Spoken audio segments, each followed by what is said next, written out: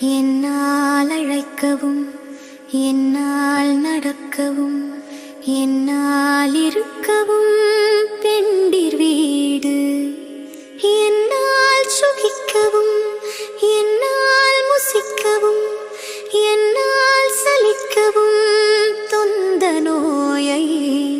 என்னால் எரிக்கவும் என்னால் நினைக்கவும் என்னால் தரிக்கவும் இங்கு நான் யார்? கண்ணார் உரித்த என் மன்னா எனக்குனல் கர்ணா